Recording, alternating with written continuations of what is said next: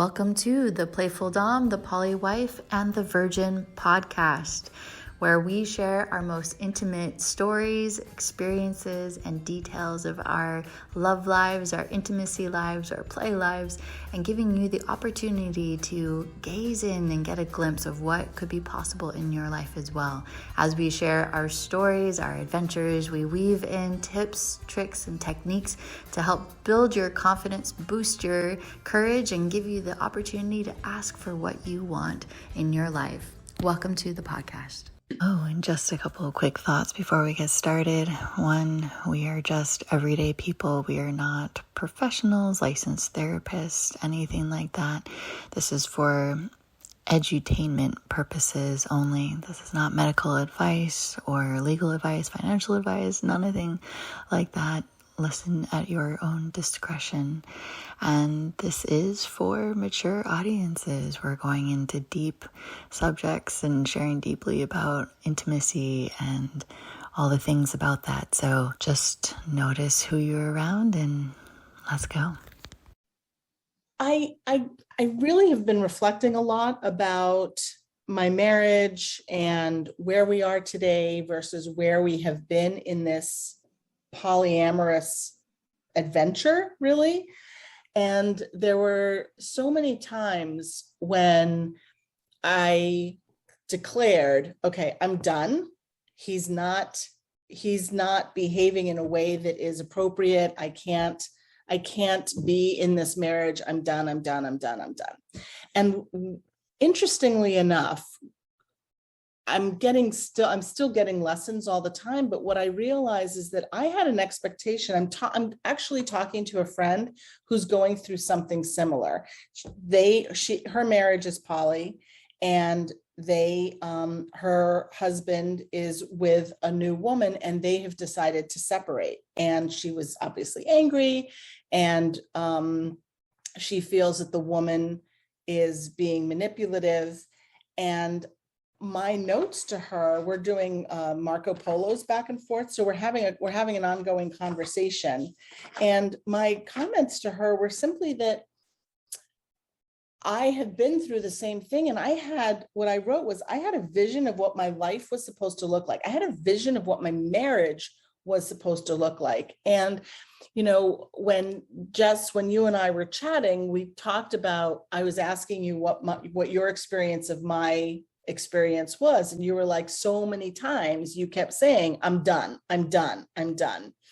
And it could be that at the moment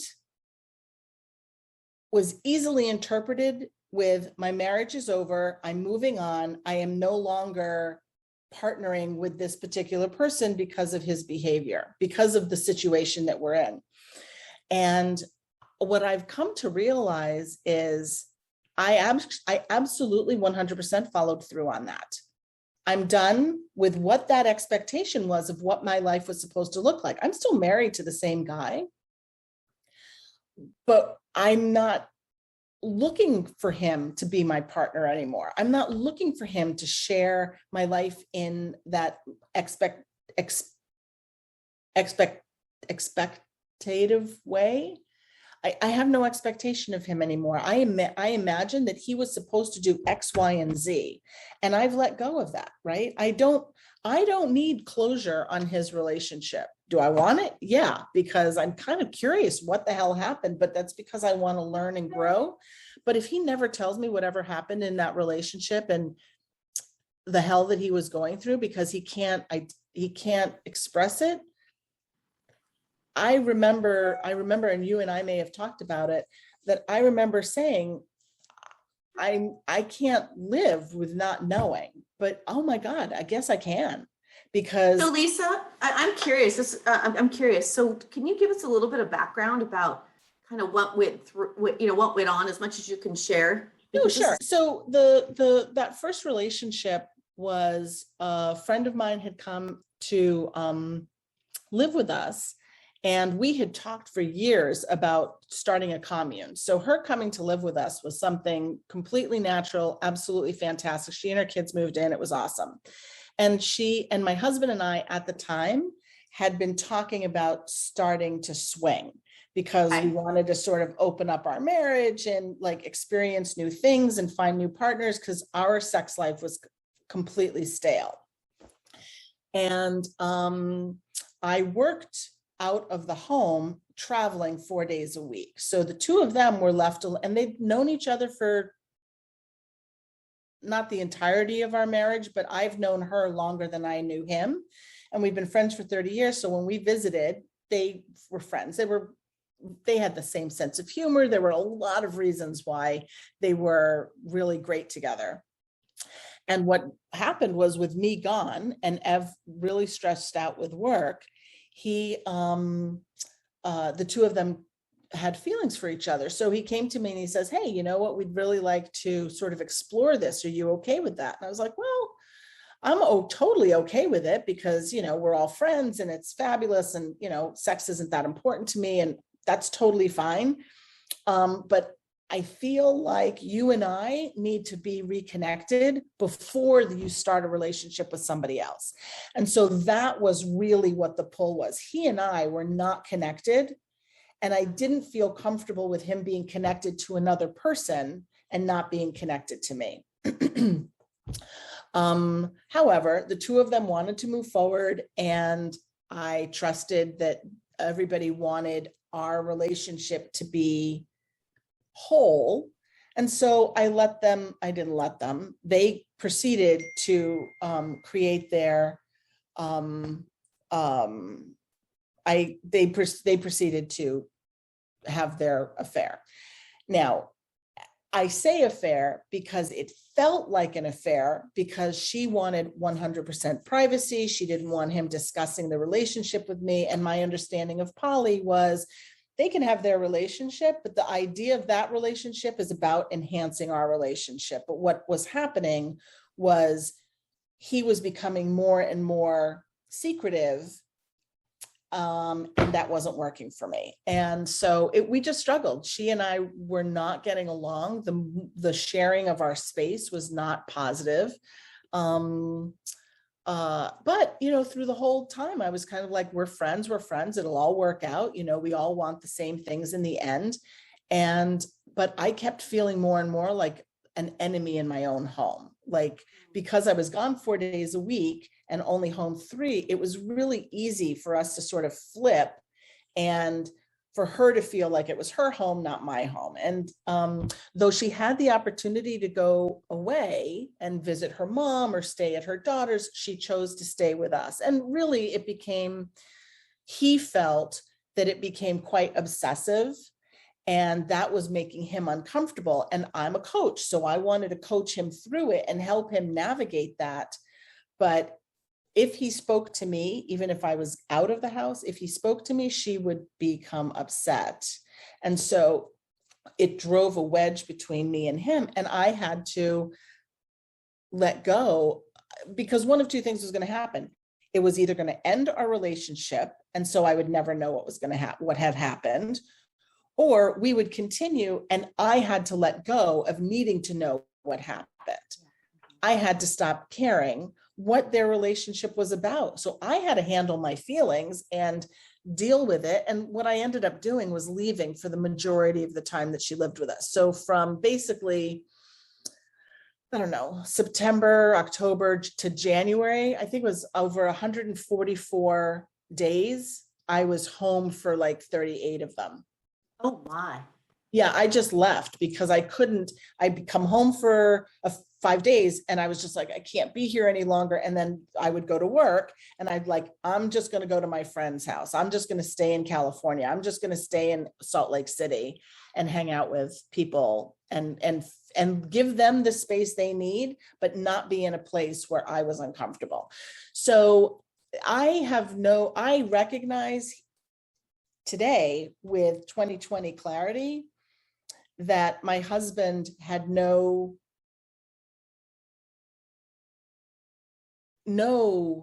education around how polyamory worked. And he has terrible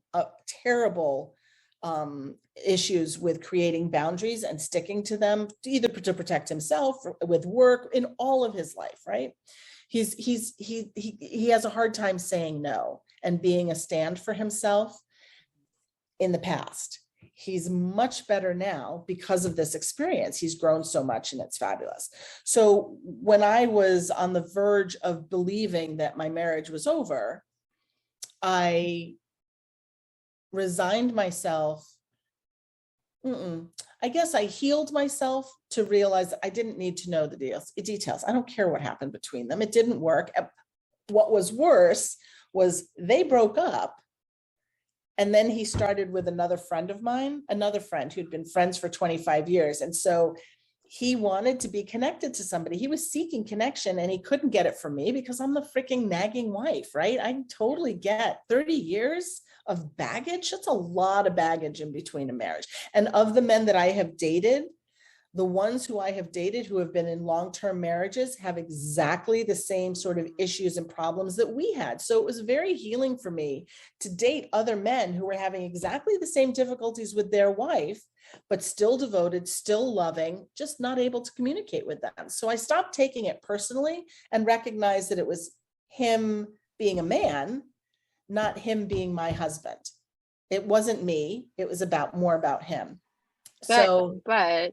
But you did do a different path. So I'm sure there's many listeners here who are like, fuck, I've been in a marriage for 25, 30 years. I don't have the connection. I can feel it.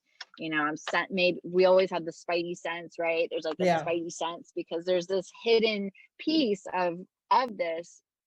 And I was even talking about it today with my sister about we are in a time of relationship anarchy. What does that mean? That means you can build anything you want with anyone in any which way, and it can shift and change in its dynamic, you know. And so I like the polyamory life that you've stepped onto, that now you're happy, you're joyful, you're open to coaching, you're happy to guide people. It came from one of the most painful, dramatic things in your life, of a deep betrayal by one of your dearest, oldest friends in your life, and her pushing you out of your marriage, trying to push you out and replace you in that state, your husband. So I'm saying, like, you chose a different path, and this is something that can be of tremendous comfort, empowerment, opportunity for other women, that maybe they're like, I'm done with this picture that I thought marriage was supposed to look like and be. And also seeing people who've been married for 50 years and are fucking miserable, but hey, they stuck it out, and yay, here's the gold medal star, and like, let's get like this super fancy 50th anniversary gift, you know, to prove that like we made it work through all the thick and thin. And like, meanwhile, you see the like how it impacts like the number of like really truly like good, solid, wholesome relationships have made it that long are so fucking rare to me. I don't even have role models for that. You know, right. I do not have role models for that. So I'm saying, like, as you know, before this show, we've been talking about what it is to be a role model in these times. What is it to be a role model in children, and kids are having, and adults that are having this new like gender fluidity or understanding like of who I am and my identity. Who am I? What do I want? What do I stand for? And so like Lisa, I have stood by you. I've walked with you. I've loved you through this entire process. And I'm grateful I'm so proud of you, because you took what you got and ran with it. Yeah. You took the medicine and you turned it into magic. You made it into something like where your life is now, where you have a stable of men and you have this really beautiful connection with your husband that you didn't have 2 years before. I can tell you that. And you worked really, really hard on yourself. And you were also willing. There were times I know that you were like, I'm going to do this thing. And whether you come with me or not, I don't give a fuck. I'm going ahead and I'm doing it. And you choosing that, taking that stand for yourself and making those choices, those choice points in your life. Like these are the moments that matter. And this is what I want to like really drill down to you, to Ella, to like, you know, there's these choice points we make in our life where we choose to lean into something greater than our understanding. But we know in our truth, we got to do it. We can feel it in our system, and you've done it. You did it over and over and over again. But you could have stepped out at any moment, and you didn't. So I really, I could have, you just said gender fluidity, and I'm going to introduce maybe a term called marriage fluidity, right? Because there is gender fluidity. It's like, maybe I'm attracted to men or women. I'm more attracted to the person. I don't really care what their gender is, right? I can't remember what the name of that movie was with was it Forrest Whitaker? A gazillion years ago, where he fell in love with a trans woman. He was in the military or something. I don't know if you remember it. Anyway, what I think I realized, and part of it was during the whole time, I kept saying, the shock for me was not my husband's behavior, it was her behavior, because it felt like a betrayal, right? Fine. I was betrayed. I get it. Both of them betrayed me. But I know that the difference was him. Any woman can come up to my husband today and say, you're fantastic. I love you. I'll take care of you for the rest of your life. You don't have to work another day in your life, no matter what. You just have to leave your husband and leave your wife and be with me. Or we should run away together, buy land, build a house, whatever it is that they say to him. He's 100% clear. He's like, I cannot be with you if you need me to be monogamous. I will not be with anybody without my wife. That was his mistake. So the first moment that either of these two women had said, leave Lisa and come with me, he should have said, I can't be in a relationship with you because I'm only interested in a relationship with my wife and others. Right? So there is nobody who could peel me away from my husband, right? There's literally nobody who could lure me away. And I have dated wealthy men. I have dated men who have had conversations with me that I could not even imagine having with my husband, but I'm not leaving him. They're a plus to my marriage, not an instead of. And so what I think I recognized is what I embrace fully is the fact that I have multiple friends. I have Jess as a friend. I have you as a friend. I have the kids that I grew up with as friends, and all of them serve a different purpose in my life. And I'm going to be loyal and loving to all of these people in my life who are friends. Why do I have to have one lover and he has to be my sun and my moon? Why can't I have several lovers? I've got a lover who hits me and does impact play with me. I have a lover who I am not lovers with. All we do is talk, and we just talk for hours, and we enjoy that. And we went to the museum last week, and he really enjoyed it. I took him to the Ringling Museum. We wandered around, and he was like, this is a really great date. Thank you so much for bringing me on this date. It was all intellectual. It was all sort of learning. And we talked about the artwork and which in this one gallery was our favorite piece. I've never done that with my husband, right? He just brought a different perspective, and it was fantastic. And I talked to him about the fact that, he's got 4 other lovers. He's a bull for a couple of couples, and he has a hot wife and a single woman that he dates. And I'm feeling a little insecure that why doesn't he want to fuck me? Like, I'm totally sexy, right? I want to be played with. But the truth is he doesn't want to waste time having sex with me because he really loves talking to me. And he feels like he can screw any of these other 4 women, but he can't have a conversation with them. And I have to get over my not enoughness, that I'm not sexy enough, or we don't have enough, electricity between us or charge between us for him to want to have sex with me. But really that he has nobody else that he can talk to, and he wants to talk to me. I'm like, okay, right? I fill a need for him in the same way he's filling a need for me, and that my husband no longer has to be my everything. And so this marriage fluidity means that I can be in long-term relationships. I have a new lover, and I said, oh gosh, our days together are Fridays, and my birthday is falling on a Friday next month. And I said, well, my boyfriend and his wife are coming into town for my birthday, and I feel like I don't want to not see you on a Friday, but on the other hand, they're coming in for my birthday. I don't know how to handle it. I don't know what we'll do. He says, well, would they be open to a swap? And I'm like, what? So one lover is like, well, you know, we're swingers. So if they would like to swap, you can be with your boyfriend, I'll be with his wife, and we can just play. And I'm like, holy crap, what a fantastic win-win for everybody.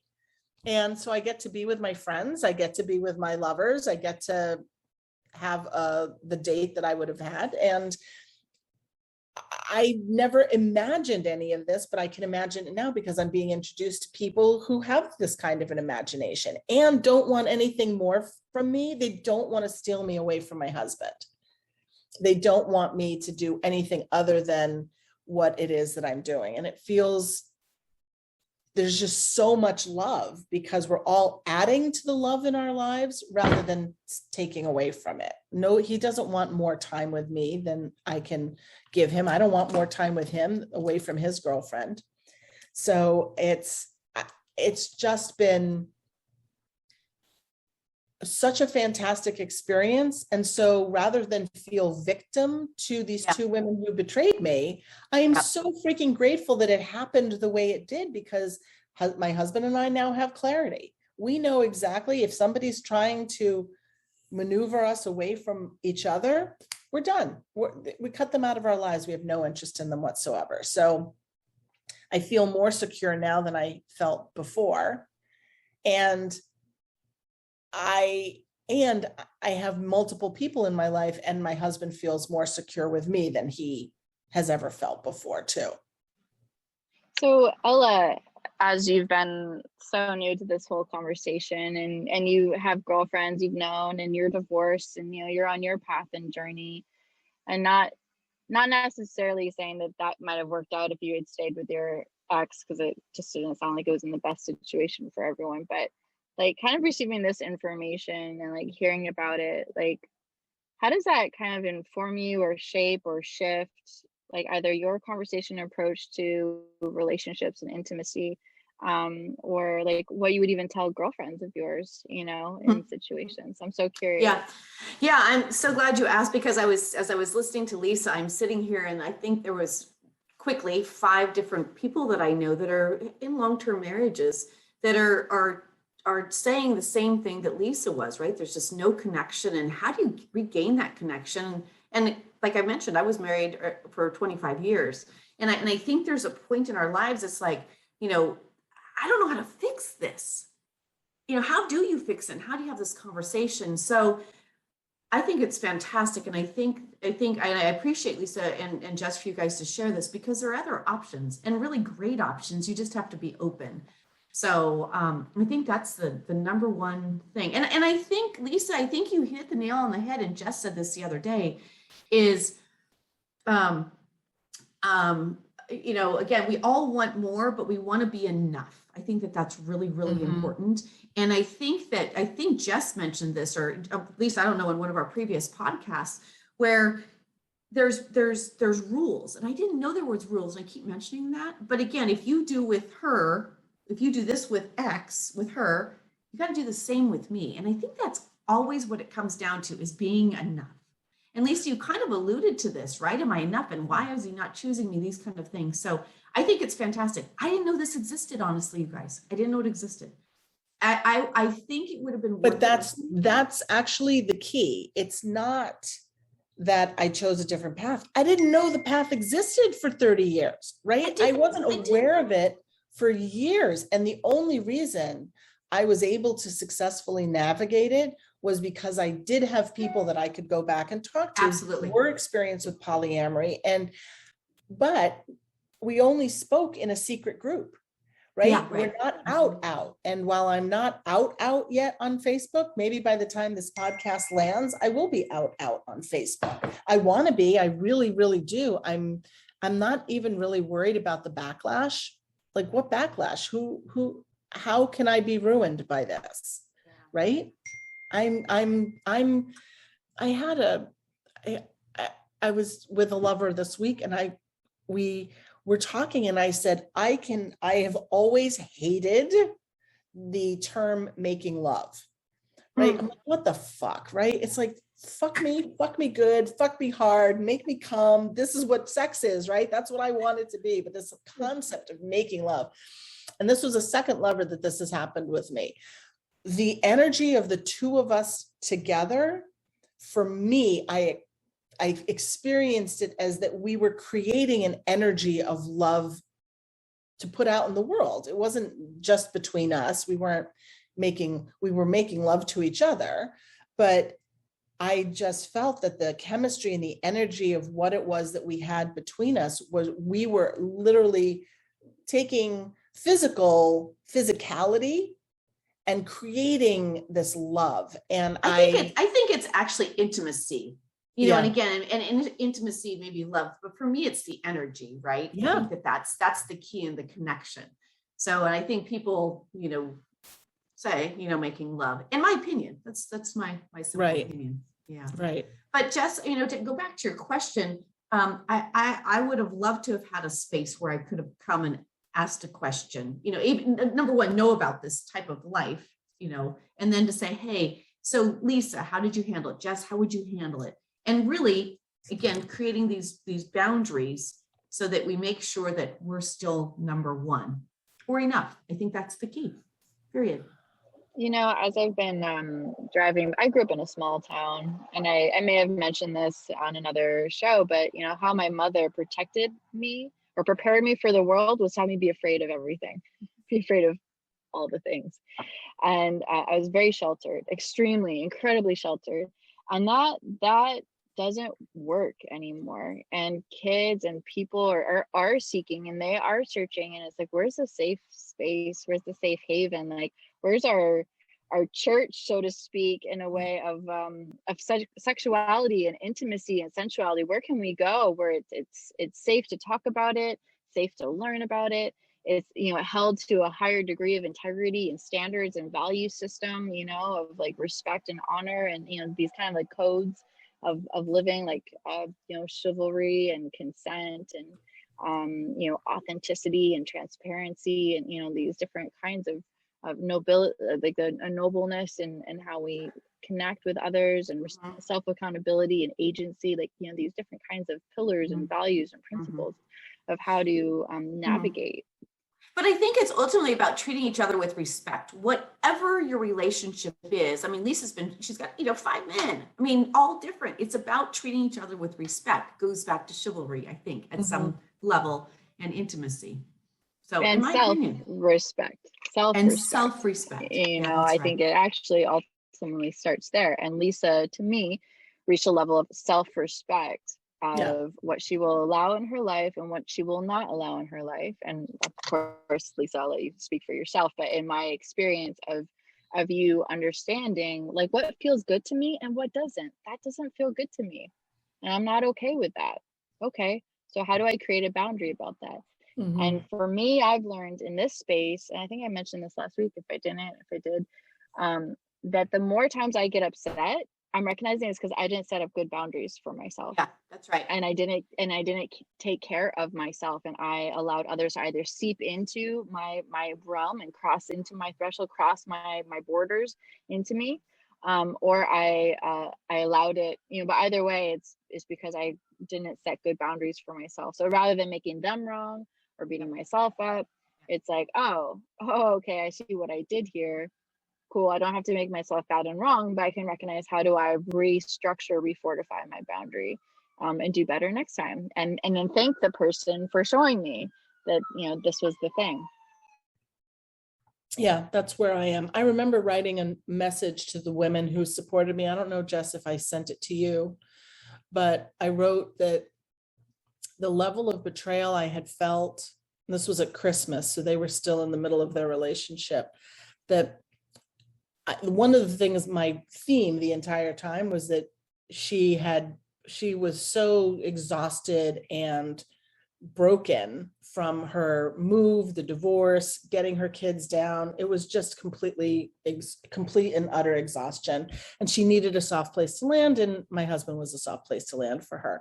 And I remember writing this message saying, you know, don't vilify her, because I'm a really good friend. I shared everything with her. There was nothing including my husband, that I was not willing to allow and give her and allow her to have. So that it wasn't even a matter of being greedy or anything. It's like she can have anything she wanted. I was happy to get out of the way and let them have their time. So I wrote to my friends, don't vilify her. She's got to be out of her mind to be betraying me like this, because I am a good friend. I am a loyal person. I would give you literally the shirt off of my back. And I want to believe that given the same circumstances with a clear head, she wouldn't have behaved that way, right? That it took her being under incredible stress and depression or whatever it was for her. I mean, I just don't want to believe that people are malicious like that. I'm a good judge of character. I don't pick malicious people to be my friends, but whatever it was, the miscommunication that the two of us had, it didn't work. And I abandoned the situation. I left because it was uncomfortable for me. She was there and stayed in it, but she had to be going through her own stuff. And so just forgive her, let her have her moments. I always, and Jess, you may remember, I always believed that Ev and I would make it through, right? At 35 years, whatever these 3, 4, 5, 6 months would have been were a blip in a marriage, in a relationship that has been going for 35 years. And I was willing to see it play out and let it go in order for me to move on. So he had moved to California and I was on my own for 6 months. And I learned how to live by myself-ish because Jess was with me during that time. And we had, hands down, it was still the most magical summer I've ever experienced. So how can I not be grateful for this hell that I went through, because it sat me straight down in the middle of heaven, right? I could not have had a better summer. Well, I guess I could have had a better summer if I didn't have all the angst of will my marriage work or won't it? But we had incredibly good times. In spite of the anguish that I was experiencing, I didn't let it consume me. And I'm part of a mastermind, and we were talking this morning about everything is about perspective and attitude. And if we allow things to overtake us, when we are upset, depressed, stuck, it's because our focus is on ourselves. And when we become outward focused and in service to others, whatever problems we have tend to disappear. And I've always enjoyed that. So I was miserable, but I was like, hey, Jess, you could use a place to get messy for a while. Come stay with me. I'm sharing the resources I have. It was helpful for you. It was incredibly helpful for me. And we had a ball. I mean, we just had the best time. I want to do it again. I know. I agree, in these tough times. And I hope that this also creates a spot if you're going through a really, really tough time, like there is something so sacred about the sisterhood. Really, at that time, I was so overwhelmed and I needed a safe space to get messy. When I lived with Ella, same thing. I was in Seattle. I was in a tough spot. I had gotten into this living situation that was amazing. And then we added a roommate and it became very not amazing. And it became a place of great discomfort and was not a healthy space for me. And Ella opened up her home to me and I had a beautiful time living there. I loved living in that home, and that brought such nurturing and stability. And I think that it's interesting for me to look at, in the moments I felt like a mess and the moments I felt like I'm kind of like a loser, what 35 plus year old woman is going to go move in with friends who doesn't have her own house and her shit together and all the fucking stories, and living with each of you is, so healing, so fun, so beautiful, such a bright light. And I think it, and to also hear how impactful it was for you with having me there. And I think it drives home, even now when I'm in Atlanta, staying with friends and helping them with their newborn, and they consider me a godsend. They're like, how can we ever repay you? And to me, it's like such a gift. So I'm recognizing the value too of our sisterhood, like in these really Yeah, for tough, sure. Oh yeah, oh yeah, oh yeah. Yeah. like Ella was getting, out of her divorce. She's like, with her kids, she's having a little bit of trouble with raising teenagers and, Yeah. stuff like that. And having like a good, a sounding board, a confidant, an advocate, a girlfriend that's like they're in it, in the day to day. And the same thing with Lisa, of like, being this powerhouse of support and confidence and like encouragement and curiosity, and and both of you provided safe spaces for me, and I'll never forget that. And so I think about like the women out there that are struggling and are having a hard time, and it's like, ladies, if you've got a spare room, open your home up, because you just don't know what kind of magic is waiting there, what kind of healing and what kind of growth. And fortunately I've done a ton of inner work, so it wasn't like I'm like this complete mess basket case where you have to take care of me. I brought no, not at all. Yeah. It's just like kind of like the situation at hand of what was going on, but I needed a safe space to get messy, and Lisa opened up her home to me, and then like it opened up a whole new world for her. And then what she's gone and done in the BDSM realm like just completely blows me away, and it's so super exciting. And just how it's opened up our own I don't know, just like it's like going from black and white to color, it's like all of a sudden there's like this whole new world you didn't even know was possible. And I'm so humbled and grateful to be of service. So I feel being of service is always important to me, and I loved it. Jess, It's fun, magical. Yeah, so just on that point, I think it's a great point. So are you thinking of doing some more coaching perhaps? Because we've touched on and talked about, being that open, non-judgmental place to have a conversation.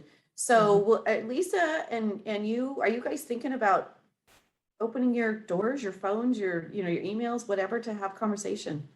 Yeah, I'm totally coaching. I'm Right. coaching people all the time. I just I was talking to a friend yesterday. Actually, it was my boyfriend's wife. And he and she are coming down in a month. And she was struggling with something, and we just talked about it a little bit. And I don't know, I made that whatever suggestion I made, and it was eye-opening to her.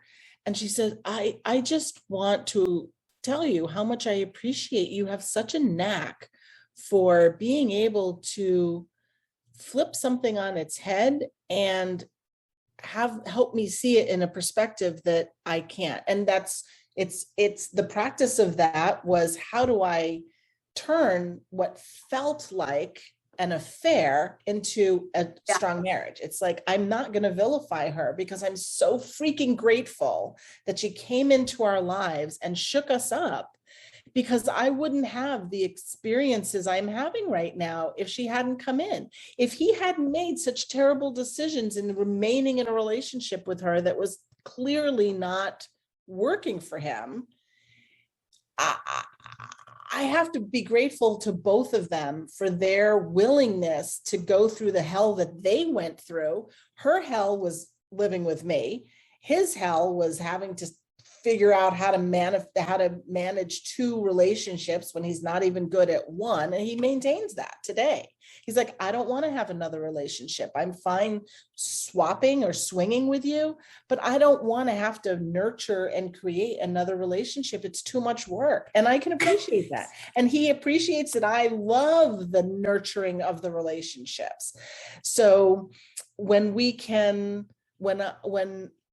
I want to specifically coach people who are doing poly and in relationships, it's about being able to change the perspective of where it is that we are and looking at it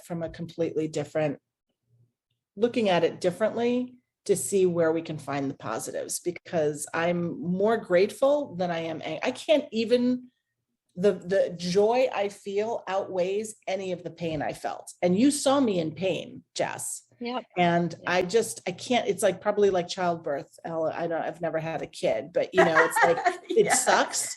You either want to kill somebody or die because the pain is so great, but you're so happy at the end to have a baby and it's so wonderful. And you completely forget the pain that you do it a freaking second time and a third and a fourth, right? I don't want to go through it again, but I'll tell you that I have no regrets. I have no angst, anger, or negativity of any of the players that I've gone through this with. I have no animosity. I don't care at all. I'm just so fucking happy to have the life that I've got right now. And I'm grateful for the people who played their parts in it. Oh, that's so great to hear. Gosh, you don't hear it like that. Again, I knew nothing about this world, and then you don't hear someone who's been through it and been through the dirty stuff. And then on the other side, these great relationships, to have you say that, that's amazing. Thank you for sharing.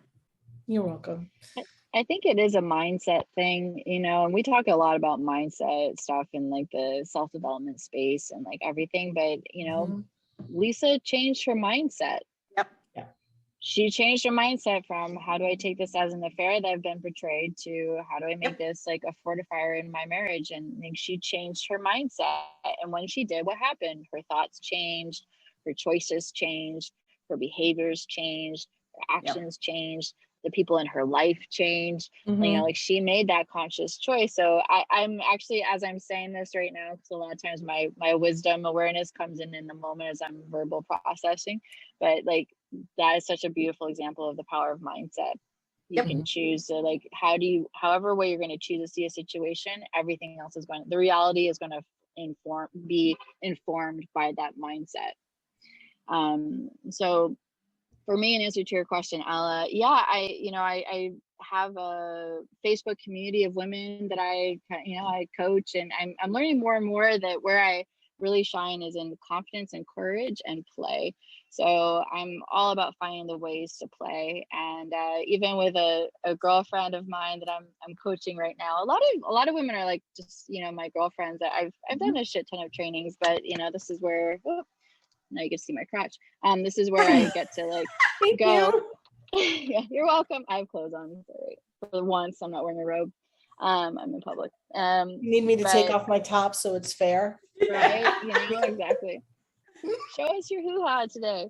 So I was talking to one of my girlfriends, and she's like, I was encouraging her to reach out to me, and she's like, and she sees me as a spiritual teacher, so she's like, but I don't want to. I don't want to be too much. I don't want to and I was like, that is now your assignment this week, is to be too much. I want you to be annoying. I want you to pester me. I want you to send me all the messages and the videos and do everything that you think, whatever it is. Like, these pieces of us that we've been told are bad and wrong. Like, I'm too much. It's like, okay, like I give you permission and I'm giving you an assignment. I was like, and I know you're an exceptional student. You've talked about how you've won scholarships because of how great of a student you are. So I know you're going to totally ace this. Your job this week, your mission, your assignment is to annoy me, is to be too much and to annoy me. And she started laughing because the very thing they're most afraid of, all right, well then let's go there and let's make it a game and let's have fun with it. And so she's been sending me videos that she's like, okay, I'm going to annoy you now. This is me annoying you. And she's like showing me like this little dancing with chairs that she's got rubber gloves on. She's about to clean the bathroom. She's bouncing around and it's super cute and so awkward and precious and adorable. And I'm like, how can I not be so joyful about this? And in my head, I'm like, what coach or teacher is going to say, oh, this thing you're scared of? Okay, we're going to go there and do it. Right.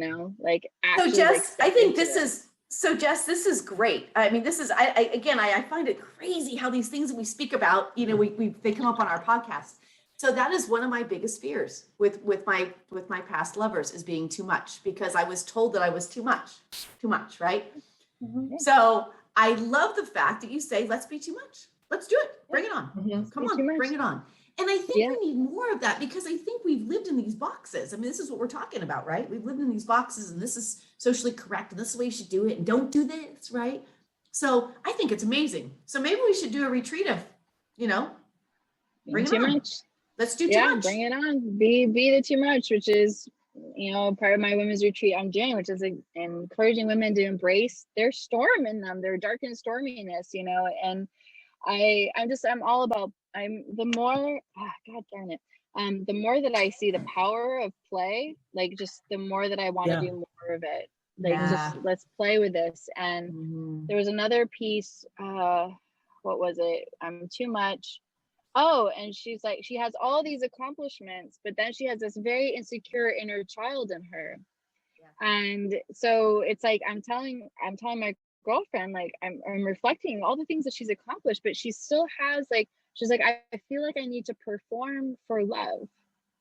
I feel like I need to perform to be accepted because my parents like abandoned me when I was a kid in their form of abandonment. And she's like, so I was performing for significance, to be special, for love.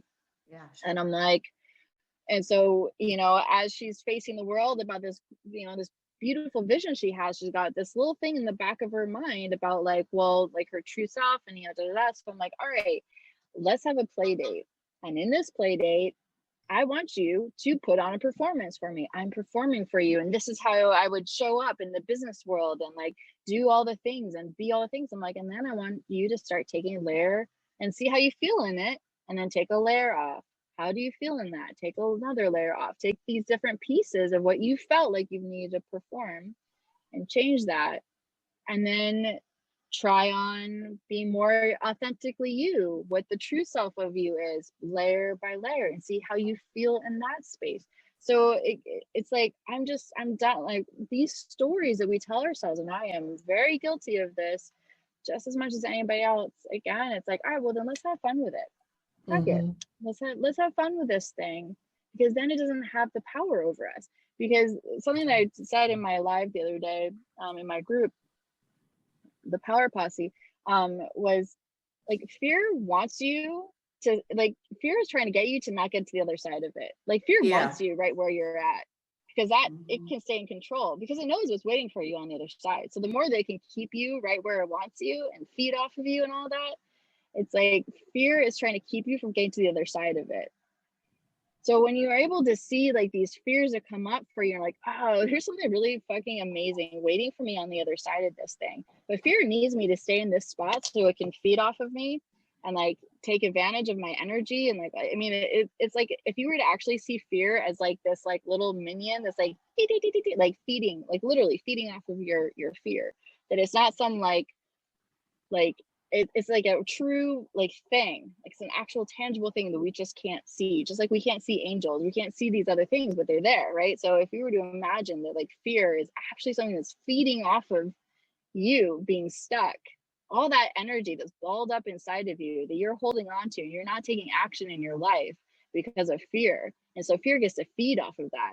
If you were to actually take that energy and that power and actually apply it to the things and the desires and the curiosities and the things you have in your life, and then you're taking new choices and you're changing your life and you're building confidence, and now you're seeing proof and results, and you're like, oh my God, you're moving forward. Oh my God, the locomotion. Oh my gosh, there's like, wow, there's momentum. Oh my gosh, now I'm building momentum because I'm taking courage. I'm having courage and I'm following the things I'm curious about, and then I'm getting informed and I'm having proof, and then I'm having experiences, and it's leading me to these new opportunities. Oh my gosh. And fear can't feed off of that. Fear can't feed off of that. So all of that power and all that energy that's been waiting inside of you, that's been waiting to propel you forward to this life that you know that you're meant to have, that you know there's like so much bigger, so much greater. You don't know what's on the other side, but it's got to be great. Like to me, it's like the bigger that fear, the more there's something even more amazing waiting for you. So take it.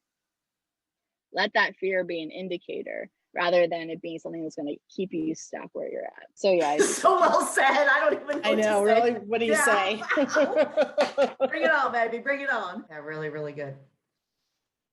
So if you're feeling afraid, be empowered by that. Oh man, there's something exciting because I'm afraid of it. Oh boy.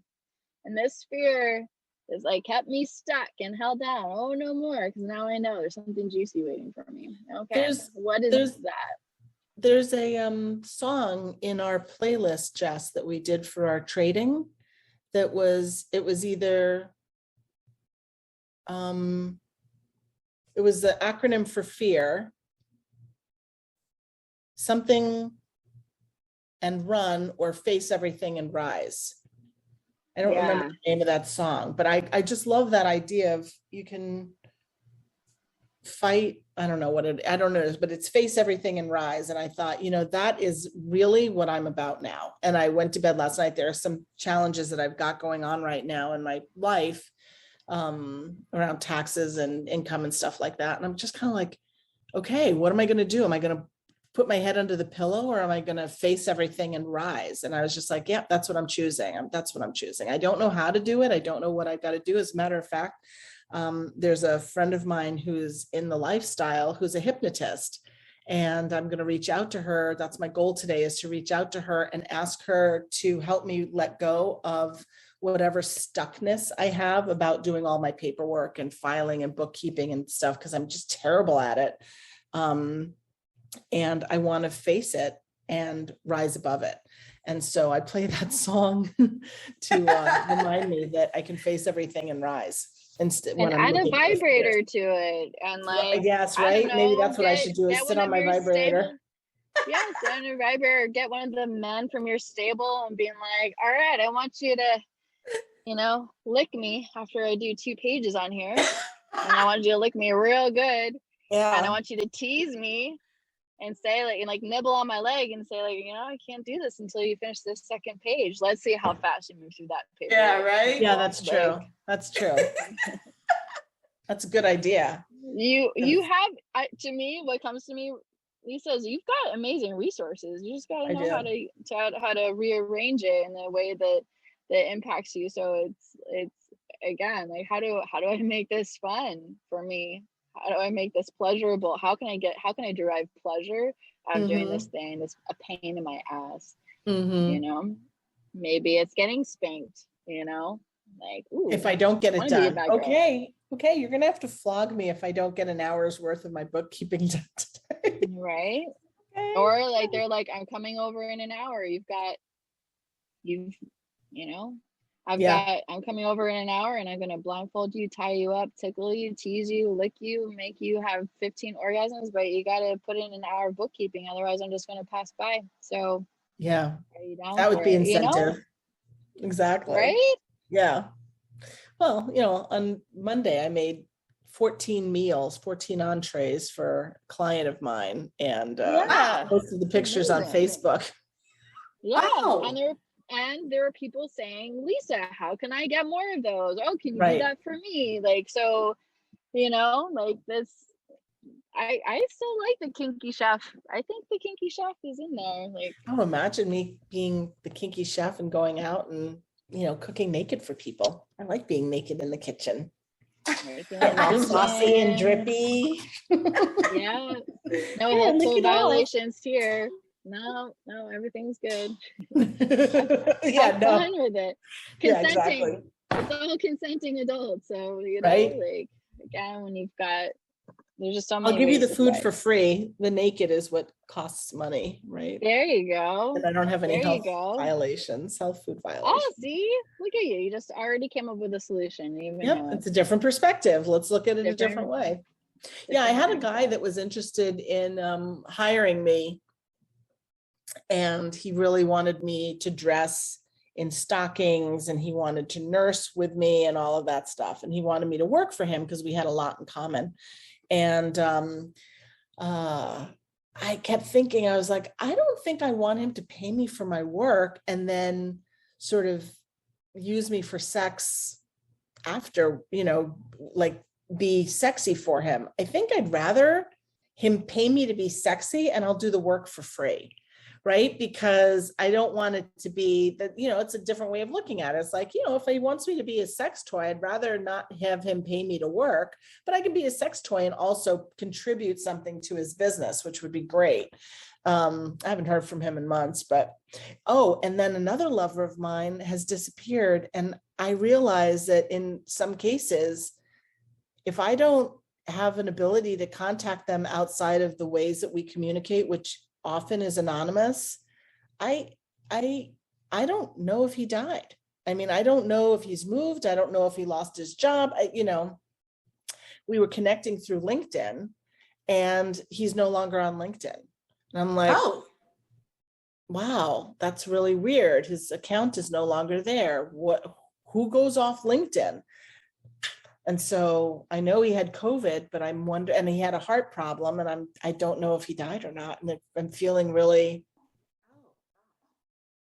sad. I haven't heard from him since May. So I went out to reach out, send him a little note and say, hey, how you doing? Let's have lunch.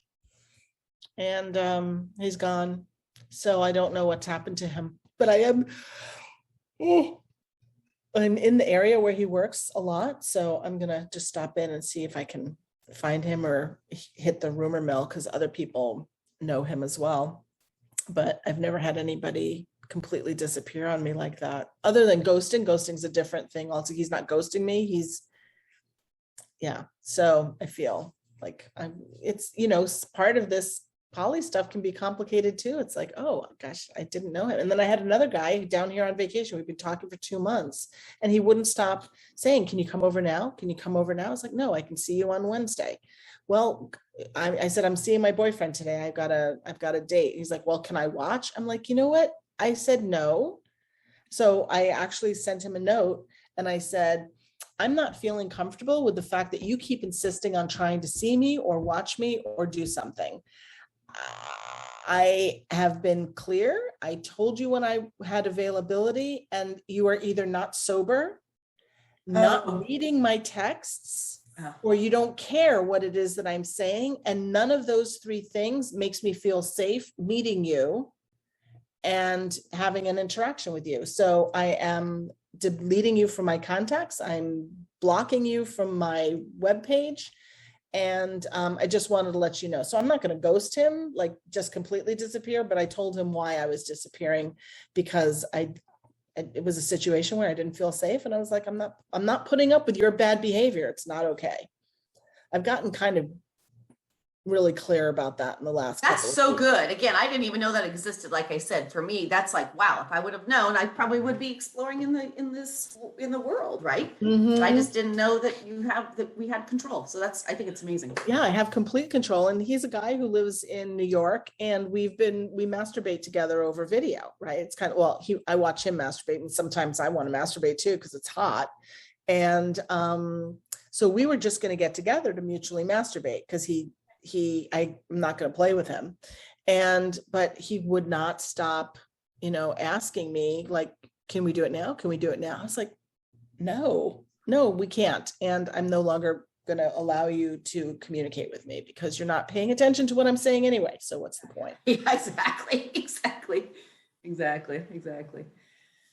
All right. So I just, let's see where Jess is. Here she comes. I'm here. I'm feeling like I'm driving. confused. Amazing. Oh, Yeah. Conscious masturbating. That was one of my topics I wanted to cover. I guess I just covered it, huh? I'm curious what topics we want to chat about. So you know what? Please, I think that's a great thing. What if could we get together and maybe maybe it's a live, or maybe we have people, chime in something about like let's talk about it. Let's reach out to our listeners and see what they want to talk about. Yeah, what they want. Right? Is that what you think, Jess? Maybe 100%. What if next week we did a Zoom and added other people to be part of the conversation, to initiate some of those questions answered? Yeah. What do you think, Absolutely. Jess? Yeah, Okay. for sure. 100%. Let's do it. I like it. Okay. So next week, let's invite a few more people to be a part of the conversation, or to ask questions. What do you want to do? Do you want people who are experienced, or do you want people like Ella, the virgin, who have questions and want them answered? I think it'd be cool if we each brought a guest.